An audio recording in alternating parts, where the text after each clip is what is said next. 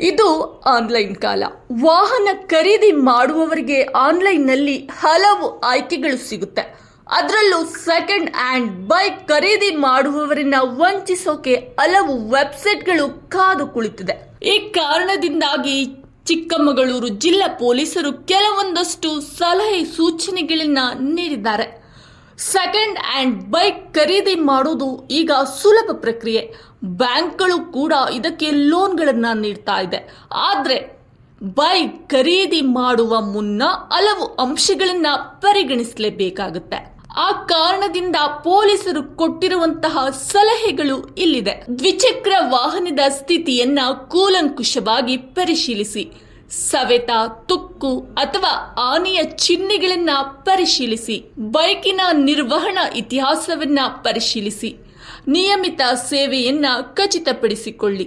ಮಾಲೀಕತ್ವ, insurance, make, model, engine choices ಇತ್ಯಾದಿ ದಾಖಲೆಗಳ ನ್ಯಾಯಸಮ್ಮತತೆಯನ್ನ ದೃಢೀಕರಿಸಿ. ವಾಹನದ ಕಾರ್ಯಕ್ಷಮತೆಯನ್ನ ನಿರ್ಣಯಿಸಲು ಪರೀಕ್ಷಾ ಸವಾರಿಯನ್ನ ವಿನಂತಿಸಿ. ಖರೀದಿಯನ್ನ ಅಂತಿಮಗೊಳಿಸುವ ಮೊದಲು ಮೆಕ್ಯಾನಿಕ್ ಬೈಕ್ ಅನ್ನ ಪರಿಶೀಲಿಸೋದನ್ನ ಮರಿಬೇಡಿ. ಖರೀದಿಸುವಾಗ ವಹಿವಾಟಿನ ಬಗ್ಗೆ ವಿವರವಾದ ಮಾಹಿತಿಯೊಂದಿಗೆ ಮಾರಾಟದ ಸ್ಪಷ್ಟ ಬಿಲ್ಲನ್ನು ಖಚಿತವಾಗಿ ಪಡೆದುಕೊಳ್ಳಿ. ಮಾರಾಟಗಾರರ ಹೆಸರು, ವಿಳಾಸ, ಕಾಂಟ್ಯಾಕ್ಟ್ ಇತರ ಗುರುತುಗಳನ್ನು ಪರಿಶೀಲಿಸಿ. ಬೈಕನ್ನು ಕೂಲಂಕುಷವಾಗಿ ಪರಿಶೀಲಿಸಿ ಮತ್ತು ನಿರ್ವಹಣಾ ದಾಖಲೆಗಳನ್ನು ಪಡೆದುಕೊಳ್ಳಿ. ಸಾರ್ವಜನಿಕ ಸ್ಥಳದಲ್ಲಿ ಸಭೆ ಸೇರಿ ಮತ್ತು ಮಾರಾಟದ ನಿಯಮಗಳನ್ನು ವಿವರಿಸುವಂತಹ ಲಿಖಿತ ಒಪ್ಪಂದದ ಸಾರ್ವಜನಿಕ ಸ್ಥಳಗಳಲ್ಲಿ ಸಭೆ ಸೇರಿ ಮತ್ತು ಮಾರಾಟದ ನಿಯಮಗಳನ್ನು ವಿವರಿಸುವ ಲಿಖಿತ ಒಪ್ಪಂದವನ್ನು ಬಳಸುವುದನ್ನು ಪರಿಗಣಿಸಿ.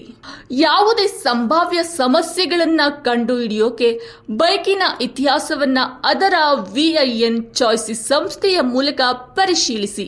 ಖರೀದಿದಾರರು ಕದ್ದ, ಕಳ್ಳತನದ ಮಾಲನ್ನ ಸ್ವೀಕರಿಸುವುದು ಮತ್ತು ಮಾರಾಟ ಮಾಡುವುದು ಶಿಕ್ಷಾರ್ಹ ಅಪರಾಧ.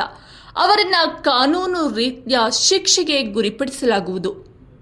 ಯಾವುದೇ ಸಂಶಯ ನಿಮ್ಮಲ್ಲಿ ಮೂಡಿದ್ರೂ ಕೂಡ ನಿರ್ದಿಷ್ಟ ಸಲಹೆ ಹಾಗೂ ಮಾಹಿತಿಗಾಗಿ ಹತ್ತಿರದ ಪೊಲೀಸ್ ಠಾಣೆಯನ್ನ ದಯಮಾಡಿ ಸಂಪರ್ಕಿಸಿ ಮತ್ತು ಕಾನೂನು ವೃತ್ತಿಪರರೊಂದಿಗೆ ಸಮಾಲೋಚನೆ ಮಾಡುವುದು ಒಳ್ಳೆಯದು. ನೋಡಿದ್ರಲ್ಲ ವೀಕ್ಷಕರೇ, ಇತ್ತೀಚಿನ ದಿನಗಳಲ್ಲಿ ಬೈಕ್ ಸವಾರರಿಂದ ಕಳ್ಳತನದ ಮಾಲ್ಗಳನ್ನ ಇತರರಿಗೆ ಸೆಕೆಂಡ್ ಹ್ಯಾಂಡ್ ರೀತಿಯಲ್ಲಿ ಮಾರಾಟ ಮಾಡ್ತಾ ಇದ್ದಾರೆ. ಹಾಗಾಗಿ ನೀವು ಕೂಡ ಸೆಕೆಂಡ್ ಹ್ಯಾಂಡ್ ಬೈಕ್ಗಳನ್ನ ಖರೀದಿ ಮಾಡುವ ಮೊದಲು ಸ್ವಲ್ಪ ಎಚ್ಚರಿಕೆಯಿಂದಿರಿ.